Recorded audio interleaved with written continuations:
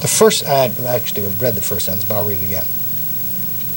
The first sentence, which is one paragraph, says, there has recently been an exchange on email with people in the Office group about Office and HTML. Second paragraph says, in one piece of mail, people were suggesting that Office had to work equally well with all browsers and that we shouldn't force Office users to use our browser. This is wrong, and I wanted to correct this. Third paragraph says, another suggestion in this mail was that we can't make our own unilateral extensions to HTML. I was going to say this was wrong and correct this also. Now, have I read correctly the first 3 paragraphs of this memo, Mr. Gates? Yes. And is it your testimony that when you said that the email suggesting that Office had to work equally well with all browsers and that Microsoft shouldn't force Office users to use Microsoft's browser was wrong, that all you were talking about there was Trident? Is that your testimony?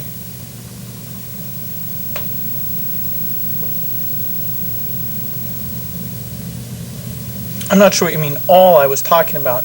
This email is about the Office and HTML. Yes. There's a new extension to HTML being created in Trident. There was a question of whether Office could take advantage of it, which meant that it would take advantage of those new browsers in a better way than it would take advantage of our old browsers or other people's browsers without those extensions.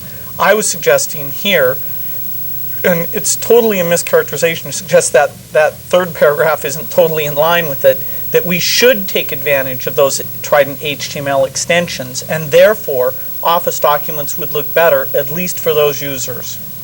And is it your testimony? And all I'm trying to do is clarify your testimony, Mr. Gates, because once the testimony is done and down, the trier of fact can decide what credibility, if any, to give it. All I'm trying to do is identify it. And you have said that the extensions to HTML relate to Trident, correct? Yes. Now, what I'm trying to find out is whether these extensions to HTML that relate to Trident is also the only point of your statement that you should force Office users to use your browser.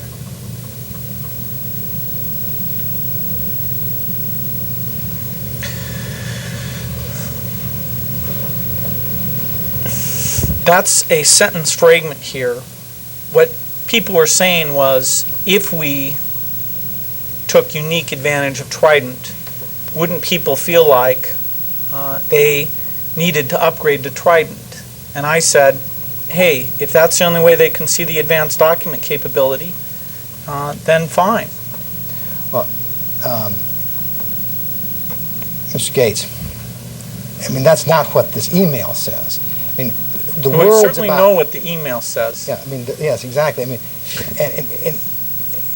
and I don't mean to be disrespectful here, but aren't you doing what we talked about before here, just trying to substitute different words for the words that you actually wrote that you think will sound better in the context of this litigation? I've explained to you what this email is about. You don't seem to like the facts. Well, Mr. Gates, my question, and if the answer is yes or no, or I don't understand your question, you can give me that testimony. But is the explanation that you're giving me now of this document an explanation where you're trying to use words differently now because of the litigation than you used them back in 1997? No. Not at all, sir? No. Do you feel more uncomfortable admitting in a deposition in this case that you were trying to force Office users to use your browser than you did back in January of 1997? You're mischaracterizing the email. Well, let me ask you a question independent of the email. Do you feel more uncomfortable with the characterization that Microsoft is forcing Office users to use Microsoft's browser today than you did back in January 1997? I've never been comfortable with lawyers mischaracterizing the truth. Well, Mr. Gates, can I have my question answered? I answered it. Would you read the question back, please? Do you feel more uncomfortable with the characterization that Microsoft is forcing Office users to use Microsoft's browser today than you did back in January 1997? Could I have an answer to that question, sir? My view of lawyers mischaracterizing something has not changed. Mr. Gates, I'm not talking about your view of lawyers mischaracterizing things. I'm talking about your view of the use of language. You've got a document in here in which you talk about forcing Office users to use our browser. You say, quote, in one piece of mail, people were suggesting that Office had to work equally well with all browsers and that we shouldn't force Office users to use our browser. And you go on to say, to top executives of your company, this is wrong. Now, my simple question is whether you're more concerned about the use of those words today than you were back in January of 1997. Whether this litigation is influencing the care and precision, if you want to put it your way, with which you are determined to use words. I'm not sure what I'm comparing to what. Okay, let me try to be clear. In January of 1997, you wrote this email. In total. In total. And at the time you wrote this email, you didn't have any expectation that it was going to show up in this litigation, did you? I'm not sure what you mean by that. What I mean is you thought this was a private email. You thought you were writing to your executives, and you didn't think anybody outside the company was going to review this and do what I'm doing now, which is ask you questions about it, right? Well, I think the general notion that any email I write might be reviewed at some point is one that I've understood certainly since 1990. All right, sir. So it is your testimony that taking this email in its whole entirety, that you today are entirely comfortable that the memo, the email, in its entirety, is a fair and accurate statement of your views. Is that correct? If somebody takes the trouble to understand it, yes. Right. That is, if somebody reads this document all the way through, takes the trouble to figure out what is here, you say, that's a fair and accurate statement of my views. Correct? Views on what? Views on the things that you're talking about in the memo. Let me try to approach it a different way. Sometimes when people write things, after the fact they say, I wish I hadn't written it that way, that just isn't accurate. Or I overstated it, or I got it wrong. Are you saying that about this document? I guess I can say that if I realized how you might misinterpret the thing, I would have put a little footnote in here for you to help make sure you didn't misinterpret it. And that's because you think that what I'm doing, as you've said before, is mischaracterizing what's here, correct? Several of your questions, I believe, have mischaracterized it. Now suppose, Mr. Gates, that you have to worry not about what I think about this memo, which is really irrelevant, but only about what the trier of fact thinks about this memo.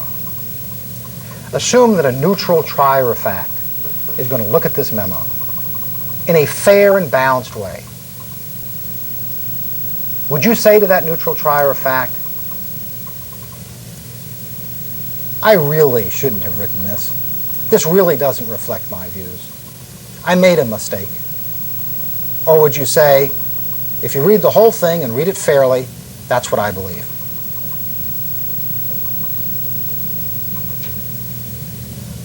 If they understood what it was about, I wouldn't feel any need to amend or change it. Change the memo. Okay, sir. That's, I mean, on that basis, I think we can leave it to the trier of fact to determine what it means. Because I think the one thing that we both, you believe this memo is clear, don't you? I don't know what you mean by that. You made it believe clear this that memo- somebody can misinterpret this memo. Whether that's being done maliciously or not, I don't know. So now I understand that somebody who doesn't understand the subject matter of the memo can misinterpret it. In particular, you can misinterpret what's meant there. Well, you've told us that extensions to HTML that you were referring to here were the Trident extensions, haven't you, sir? That's what you've said. And general principles about HTML extensions, yes. All right. Let me ask you to look next at Government Exhibit 395.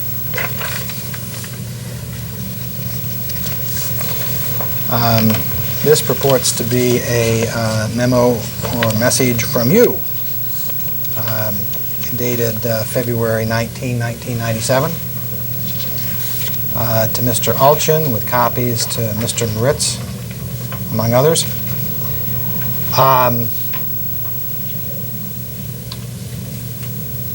Did you send this message on or about February 19, 1997? I don't remember sending the message.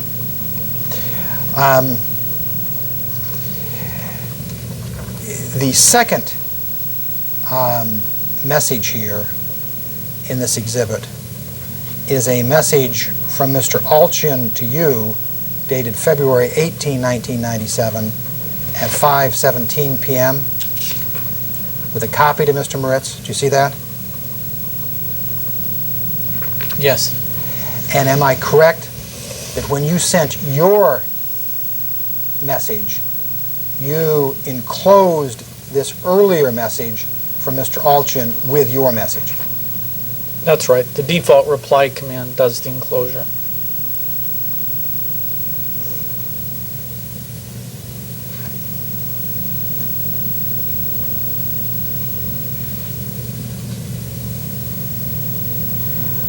Let me ask you to look at the second page, the first full paragraph, in which Mr. Alchin writes to you, I am convinced the path we're on is the wrong one. We're playing into Netscape's strengths and against our own. I hear lots of words about how the software will, of course, be, quote, better, close quote, on Windows because we have more people working on Windows, but I can't sell abstract statements like this. Do you see that? Mm-hmm. He then goes on in the very next sentence to say, quote, we focus attention on the browser battle, where we have little market share, instead of focusing the battle at integrating things into Windows, where we have market share and a great distribution channel.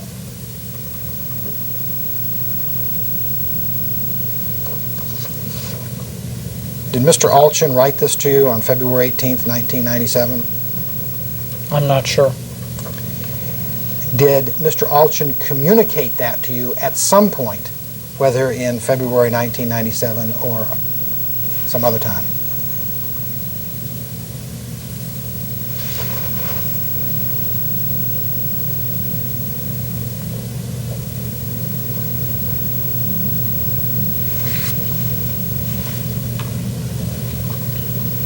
I know Jim was a big advocate of increasing the integration features to make them even stronger. Have my question read back, please.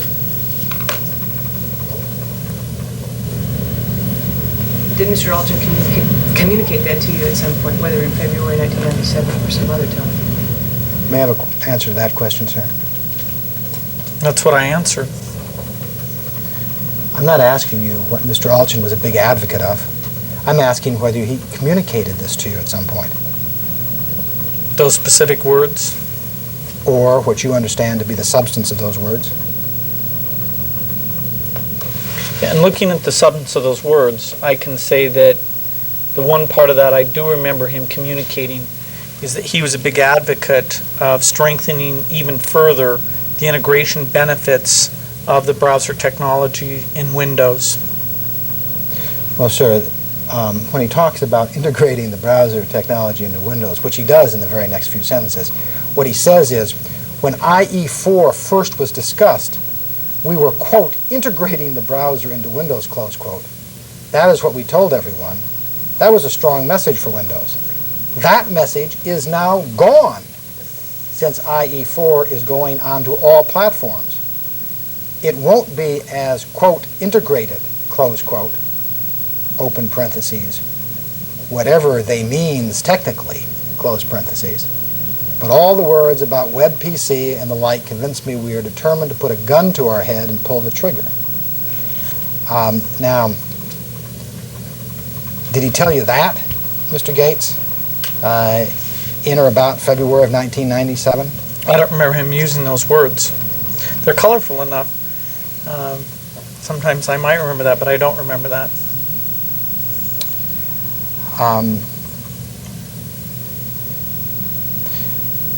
All right, sir.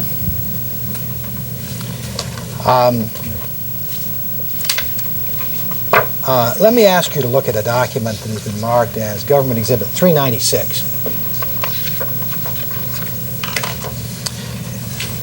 And this purports to be some questions and answers on the use and misuse of technology by Bill Gates.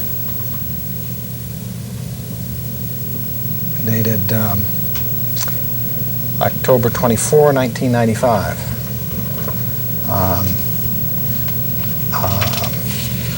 Copyrighted 1992 to 1995 by the Microsoft Corporation. Do you recall preparing these questions and answers, sir? Yeah, I know it was in a meeting where this was worked on.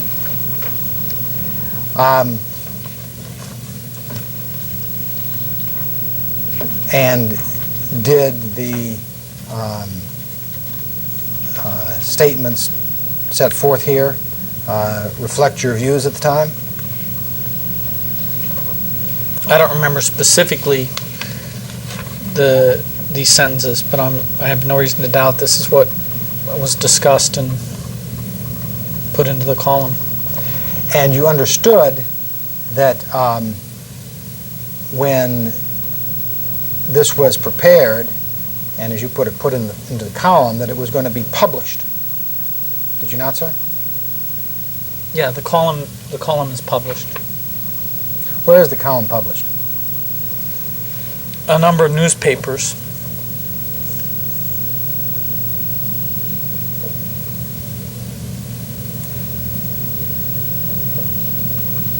Now, when you refer here on the second page, the fourth line, to winning for Microsoft a larger share of the market for internet browsers, do you see that? No. It's on the second page. Oh, you're on the fourth second line. page. Let me just read this.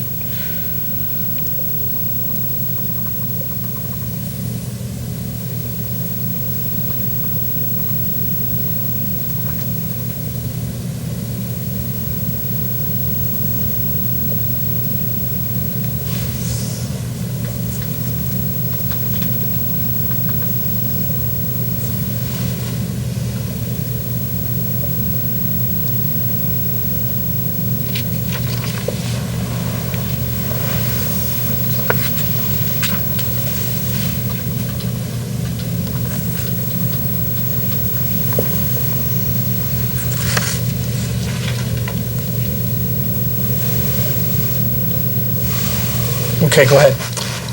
When you refer in here to winning for Microsoft a larger share of the market for Internet browsers? And do you see where you say that? Yeah, it's part of a sentence here. What did you mean by the market for Internet browsers, sir? I assume I meant usage share of browsers on the World Wide Web. You then go on in parentheses to say, quote, an Internet browser is software that lets an individual roam the worlds of information available on the Internet. Microsoft's browser is called the Internet Explorer, close quote. Do you see that? Close paren, yeah. Close paren and then close quote, since I'm quoting it. Did you believe that was an accurate statement at the time that you made it and published it?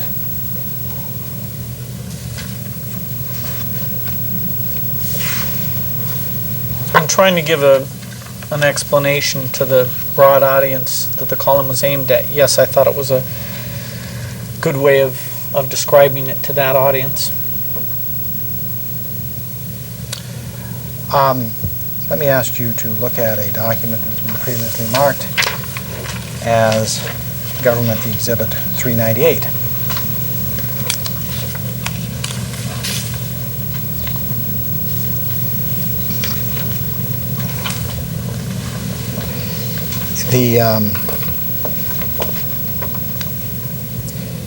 The first message here is one from Brad Silverberg to you and others, including Mr. Moritz and Mr. Alchin, dated October 3, 1994 at 6:42 p.m. Do you see that?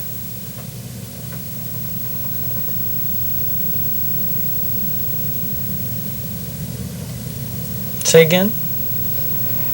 The first message here is a message to you and others, including Mr. Alchin and Mr. Moritz, from Mr. Silverberg, dated October 3, 1994 at 6:42 p.m., correct? It appears to be. And he references Marvel and Capone. Do you see that? Yes. Marvel is a code word for what became the MSN, is that correct? Not the way he uses it here. Oh, what does Marvel refer to here? Blackbird. So here Marvel refers to Blackbird. And what does Capone refer to? I think an email client that was a feature of Windows. And it also refers to Chicago. The next sentence. Yes. The next sentence of Mr. Silverberg's message to you. What is Chicago, as you understand it here? So the name for the project that resulted eventually in the product, Windows 95. And Mr. Silverberg writes you and Mr. Moritz and others that there is no one in the world outside of Microsoft who will buy the argument that Marvel and Capone are, quote, part of Chicago, close quote. No, that's not so? No. Well, let me see. He says, quote, I will jump in, dash, yes, we have to take them out of Marvel and Capone too. There is no one in the world outside of Microsoft who will buy the argument that they are, quote, part of Chicago, close quote, so get the interfaces while others don't. This is an impossible sale, close quote. As you read this, and do you recall receiving this? No. Did you ever discuss it with Mr. Silverberg? I'm not sure. Did you ever discuss with Mr. Silverberg or anyone else what he meant by part of Chicago?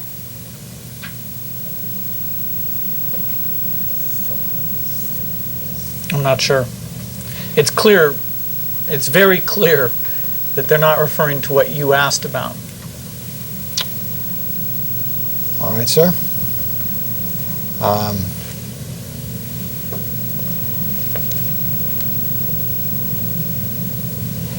Let me ask you about the third message down. There's a message from you, dated October 3, 1994 at 5:18 p.m. Do you see that? Yes.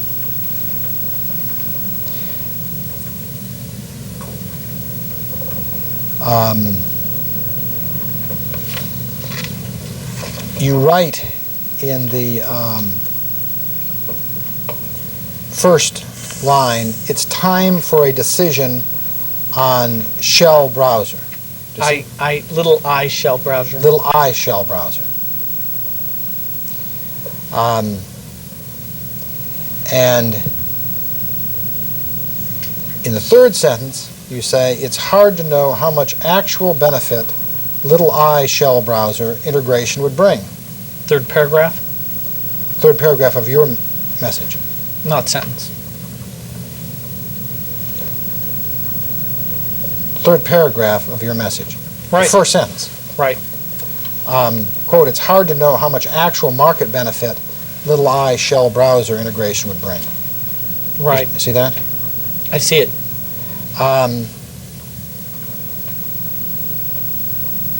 Do you recall writing that in or about October 1994? I don't recall the specific message. I recall the general issue about the little I shell browser APIs.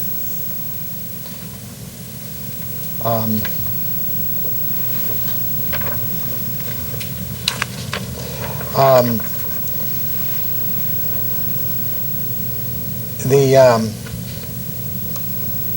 next paragraph, the first line, you talk about how Microsoft is in, quote, a real struggle versus notes. Do you see that?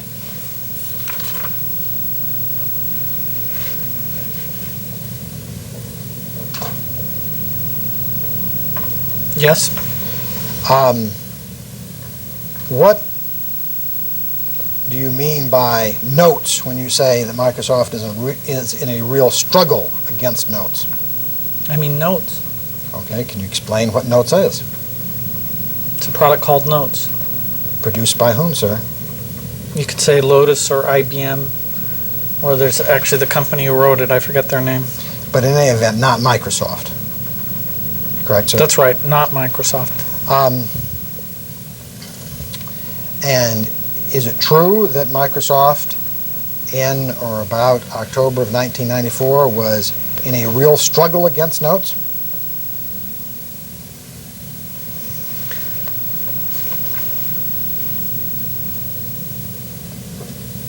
I think some people would say yes and some people would say no. You said yes, though, right?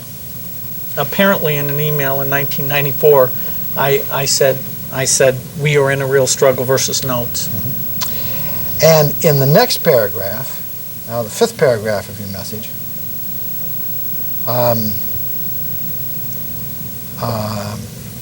you say, quote, I have decided that we should not publish these extensions. We should wait until we have a way to do a high level of integration that will be harder for likes of Notes WordPerfect to achieve and which will give Office a real advantage. Do you see that?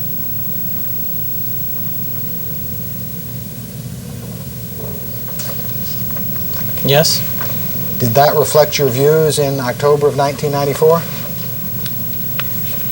That sentence taken out of context or the whole email? That sentence in the context of this email. I don't think you... Oh, in the context of the email? I have no reason to think that it didn't. What I'm asking, again, is fairly read in its entirety. Does this message from you reflect your views at the time that you wrote it? If you're asking about the whole message, I have no reason to think I didn't write those messages or that it didn't reflect my thinking at the time. Okay. I haven't actually read the whole message, but I'll still say that. Let me ask you to look at a document marked as Government Exhibit 399.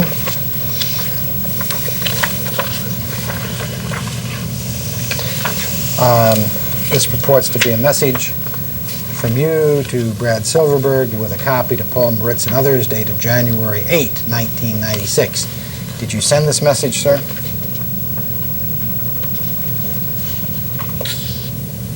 I don't remember it specifically. Do you want me to read it? If you need to answer my questions, this is on a subject of Steve Case of American Online, is that correct? Yes. In the second paragraph, you write that Mr. Case said that he viewed Microsoft as technically behind Netscape, but credible enough to do a very good job. Do you see that? Mm-hmm. Did Mr.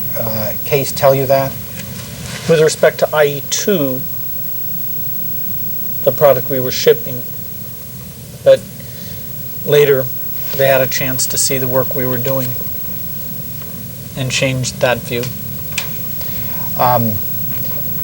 Is there a document that you're aware of which reflects their changed view? Almost certainly.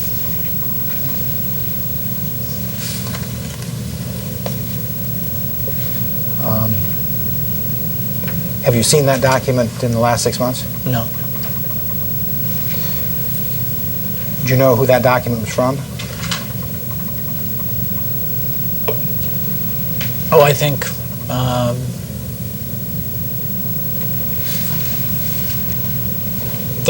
I know there were technical discussions subsequent to this where AOL came away very impressed with the componentization work we were doing and how it was superior technically to what they'd seen anyplace else. My question right now is not what AOL's view was. You told me what you thought AOL's view was, and I asked you whether there was a document that reflected that they'd changed their position. Yeah, so I should have gone on to say, after they came out and saw that technology, it's likely that somebody either in email recorded their impressions at that time. Did you recall actually seeing such a document, sir, ever? I recall being told that they were impressed that we had the best technology. Do you recall ever seeing a document that reflected that? I'm not sure if it was verbal or email, but I remember being told that after they'd come out and seen the componentization technology we were working on as part of IE3, they viewed it as the best technology. And when you say verbal there, you mean oral, not written down in email or written memo form. Is that correct? Yes. Let me ask you to look at a document previously marked as Government Exhibit 400.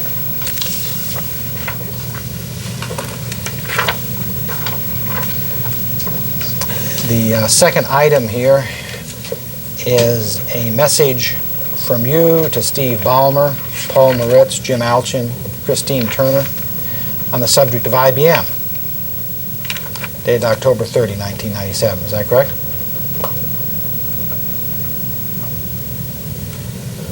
It appears to be.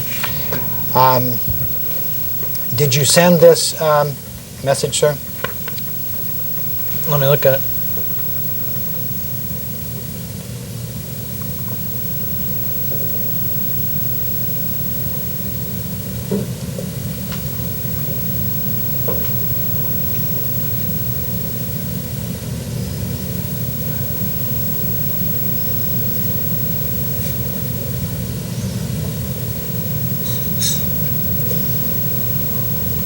I don't remember specifically, but this kind of topic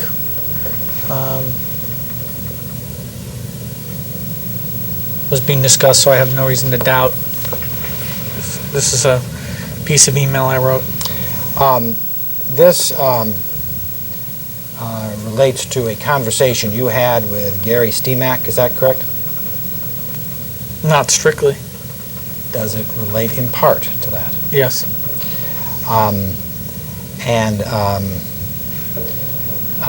Did Mr. Steemack tell you that he was thinking about taking a job with IBM? I think he did. And did he tell you that one of his concerns was whether IBM's relationship with Microsoft would be a problem? I see that in the email. I don't remember it specifically. Do you remember people at IBM being concerned about IBM's relationship with Microsoft being a problem? No. Do you remember Mr. Steemack telling you that he was concerned about whether IBM's relationship with Microsoft would be a problem? As I said, I see it in the email. Or at any other time. No, I don't remember that.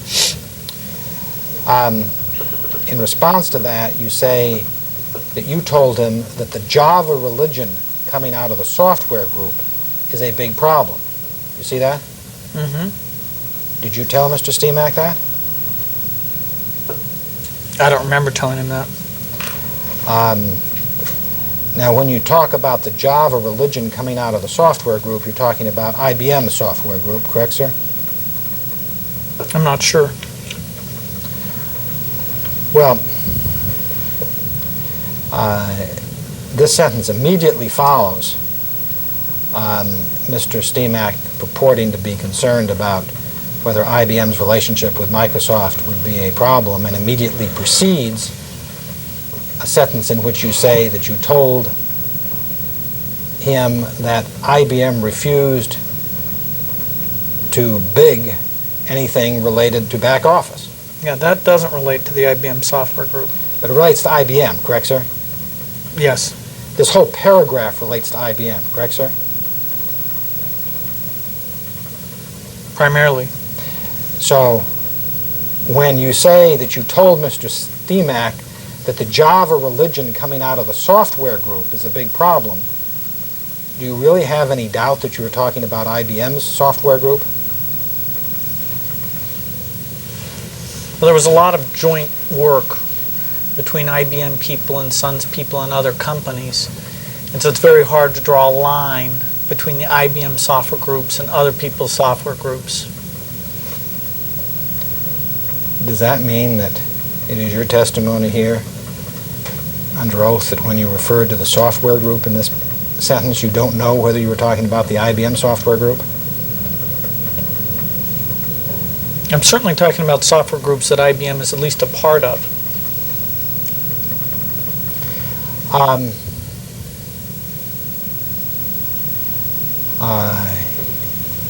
You go on to say that they continue to use their PCs to distribute things against us. Is the they that you're referring to there IBM? I think so. And is the us there Microsoft? I think so. And you then, in the next sentence, say that you told Mr. Steemack that they are dabbing in NCs in a way we don't like. Is the they there again IBM? Apparently. I don't know what dabbing is. I was going to ask you that next.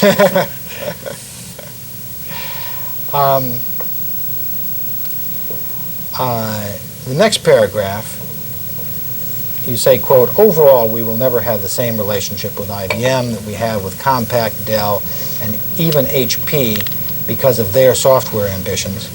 I could deal with this just fine if they weren't such rabid Java backers. Now, when you refer in that sentence to they, as in, I could deal with this just fine if they weren't such rabid Java backers, you're again talking about IBM, correct? Parts of IBM. It's important to distinguish different groups in IBM. And the different groups in IBM would include, perhaps among others, the software group as one and the PC group as another, correct? That's right.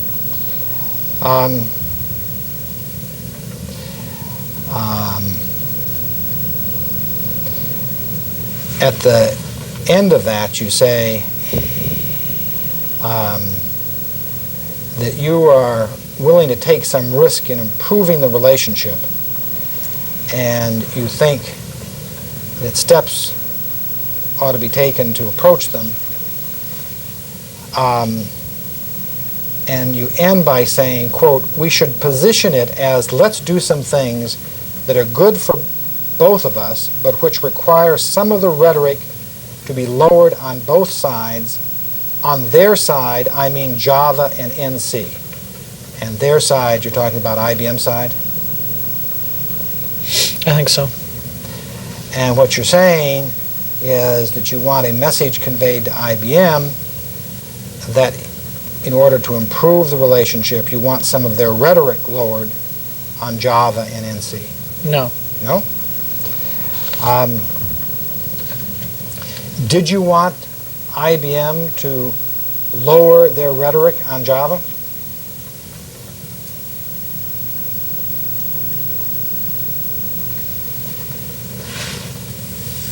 I actually explained in this message that I thought the rhetoric was actually hurting IBM itself, independent of Microsoft. Did you think it was hurting Microsoft? I wasn't sure. In terms of specifics, I wasn't sure. When you say that you could deal with IBM's relationship just fine if IBM wasn't such rabid Java backers, weren't you saying that you thought that IBM's rabid backing of Java was bad for Microsoft?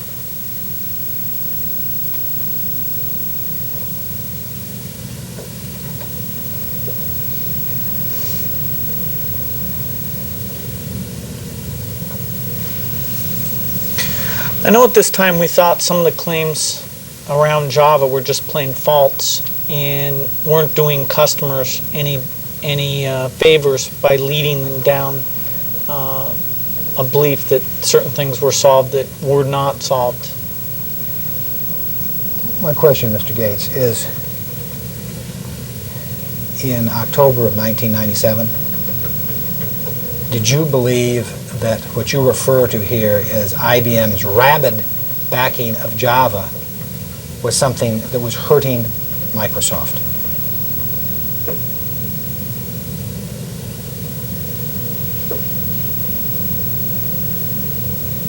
I can't point to any particular hurting that it was doing. We didn't think it was accurate in terms of what technically could be achieved with Java.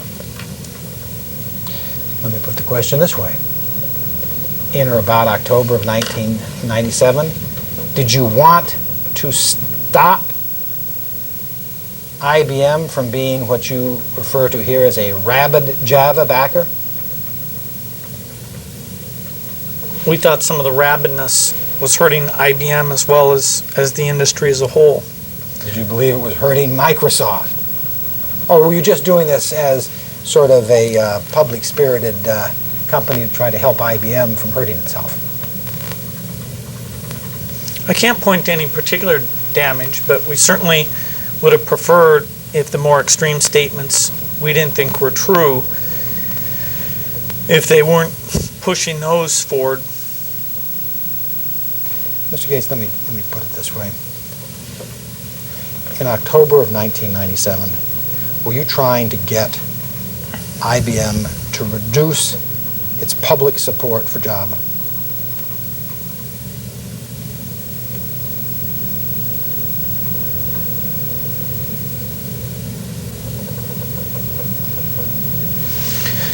I say in here that under some circumstance the rhetoric should be lowered on both sides, and that I think that's that makes sense in certain circumstances. I don't think you actually say in certain circumstances, do you, sir? You may have meant that. I'm not saying you didn't mean it. I'm just saying those words don't appear here, do they? No, it's all about I am willing to take some risk in improving the relationship and think you should approach them on steps for improvement. It's in that vein that I talk about rhetoric being lowered on both sides. And then you go on to say that on IBM's side, you mean they lower the rhetoric on Java and NC, correct? The rhetoric. And by rhetoric, you were talking about public rhetoric, were you not? Definitely public rhetoric. And is it fair to say that in October of 1997, you were trying to get IBM to reduce its public rhetoric in support of Java? I don't know what you mean trying. I talk about a circumstance in which both sides would lower their rhetoric. That is, you were offering to lower your rhetoric if they'd lowered their rhetoric. Is that fair? Isn't that what you say right here? In the context, this is about improving the overall relationship, which is not focused on the rhetoric. It says that in the context of that improved relationship, I think that both of us should lower our rhetoric. Well, indeed, you say that the improved relationship will, quote, require some of the rhetoric to be lowered on both sides. That's a statement about human feelings, that if our rhetoric is so high, it'll be hard for them to do their side of improving the relationship and vice versa. Well, you then go on to say on their side, on IBM side, you mean Java and NC. Right, sir? So that's part of the rhetoric I'm referring to. Part of their rhetoric. Yes. That you wanted them to lower. Isn't that true? No. Okay. Let me ask you to look at Exhibit 401.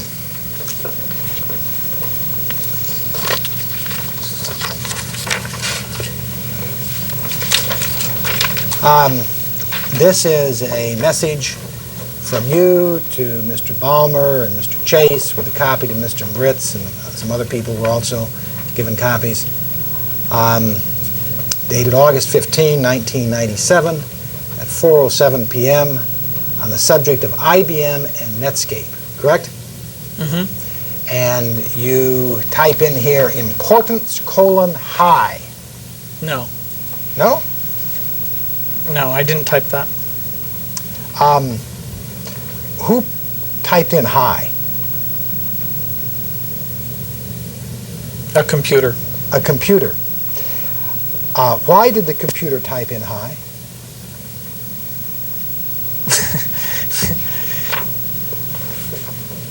It's an attribute of the email. Uh-huh. And who set the attribute of the email? Usually the sender sets that attribute. Who's the sender here, Mr. Gates? In this case, it appears I'm the sender. Yes. And so you're the one who set the high designation of importance, right, sir? It appears I did that. I don't remember doing that specifically. Right. Now, did you send this message on or about August 15, 1997? I don't remember doing so.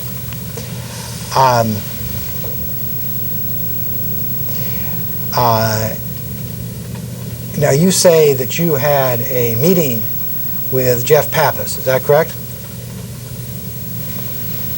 I did have a meeting with Jeff Pappas, yes.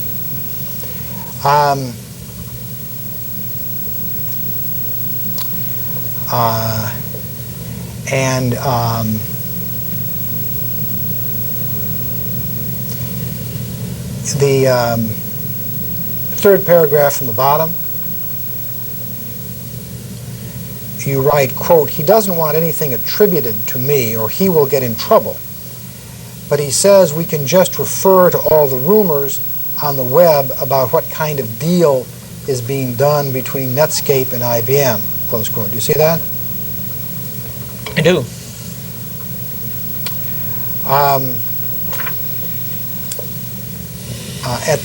At this point, that is in or about August of 1997, were you aware, prior to your conversation with Mr. Pappas, that there was a prospect of a deal between Netscape and IBM?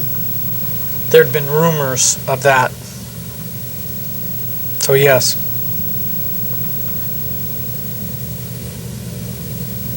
In fact, there had been deals. There was rumors of a new deal.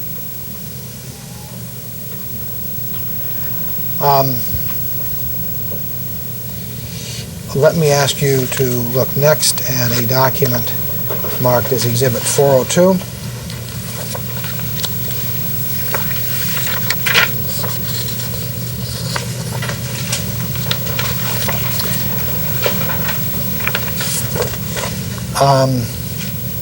The second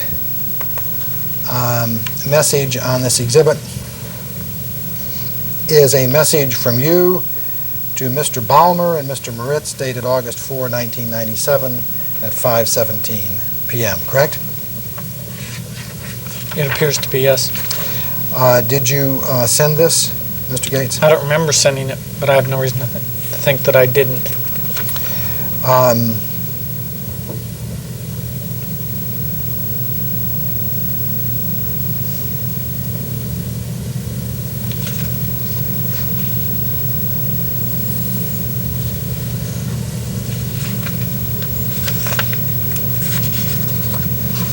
Okay. Let me ask you to look at Exhibit 403. This is a message dated February 16, 1998, from Laura Jennings to you and a number of other people, including Mr. Alchin, Mr. Balmer, and Mr. Moritz. You see that? Yes. Did you receive this email in or about February of 1998, sir? I don't remember receiving it, but I have no reason to think that I didn't.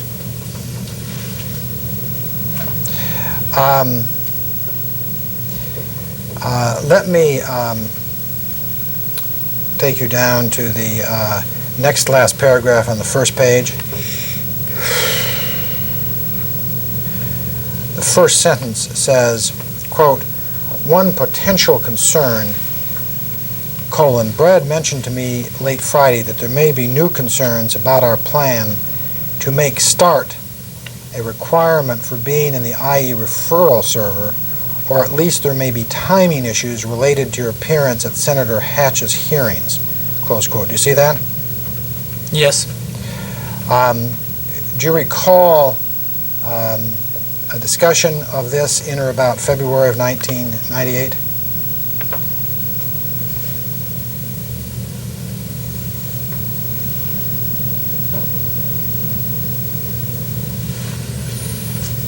Not with Laura, but on the general subject, yes.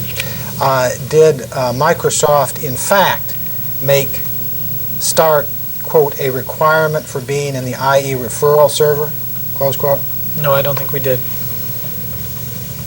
Why not?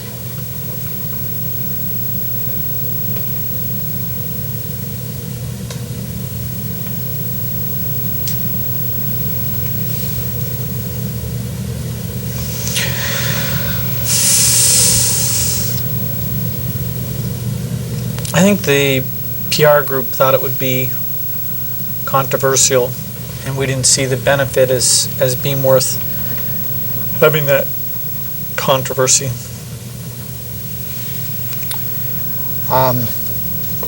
Let me ask you to look at a document that has been marked as Exhibit 404.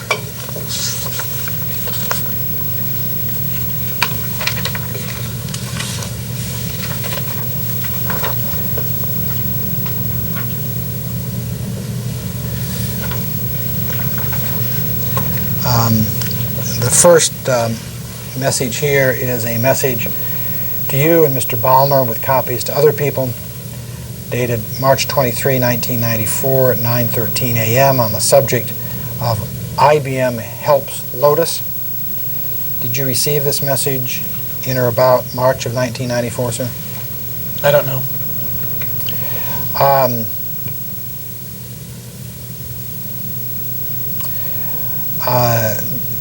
The message begins by describing how IBM is helping in the selling of notes. Do you see that? Yes.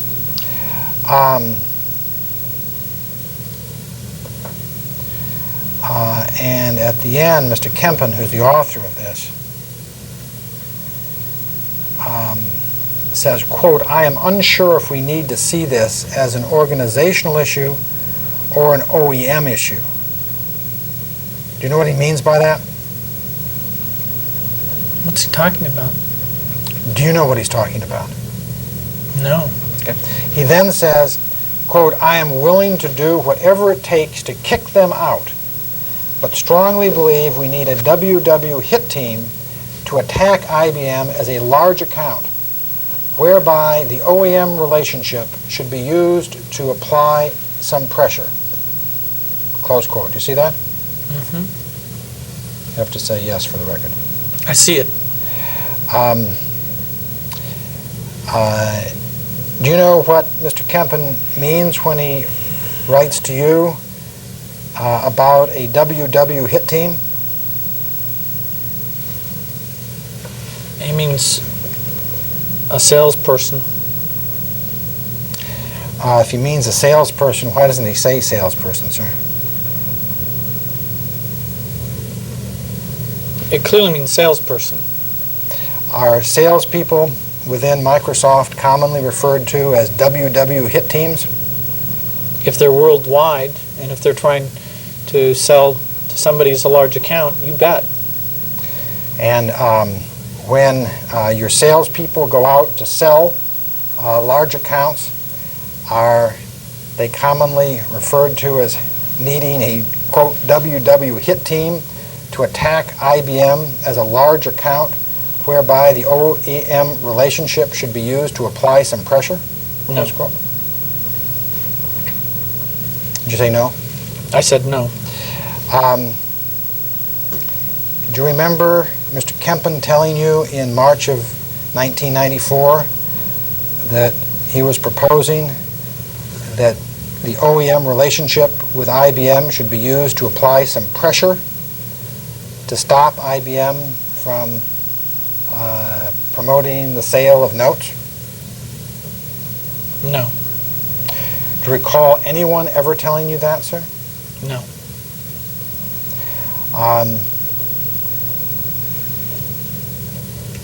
Did you ever respond to Mr. Kempen and tell him that no, you didn't think that Microsoft ought to apply OEM pressure to IBM? I don't understand your question. Do you understand that Mr. Kempen is here proposing to you that Microsoft apply OEM pressure to IBM? It doesn't say OEM pressure.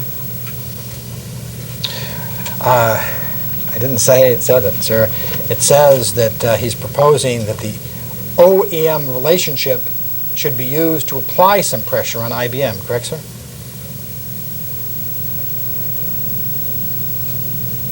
You're asking me to read it? I'm asking you if that's what you understand him to be saying. What? That he's proposing that the OEM relationship should be used by Microsoft to apply some pressure on IBM. No, I don't think he's proposing anything. You don't think he's proposing anything. When he says that he strongly believes that there needs to be, quote, a WW hit team to attack IBM as a large account, whereby the OEM relationship should be used to apply some pressure, you don't think that he is suggesting that Microsoft apply pressure on IBM?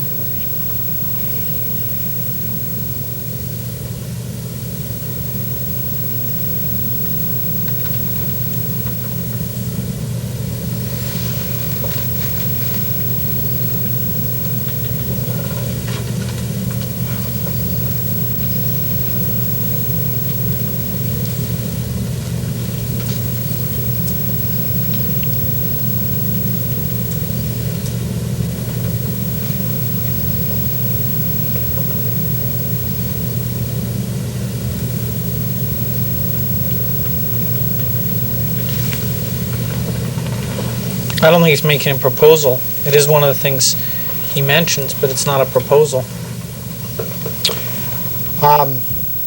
Now, Mr. Kempen's message was a response to a message from you to Mr. Kempen and Mr. Ballmer, dated March 20, 1994 at 11:29 p.m., correct? It appears to be yes. And you write him in the first paragraph, quote, "This is one topic I really want to try to get to the bottom of. Why does IBM help Lotus so much? Is there anything we can do about this? Should it become an issue in our global relationship with IBM?" Close quote. Did you send this message to Mr. Kempen and Mr. Ballmer in March 1994? It appears I did. I mean, that's part of the message I sent. It appears. Now, when Mr. Kempen replied, saying, we need a WW hit team to attack IBM as a large account, whereby the OEM relationship should be used to apply some pressure. Did you understand him to be responding to your questions? I don't remember receiving his mail. All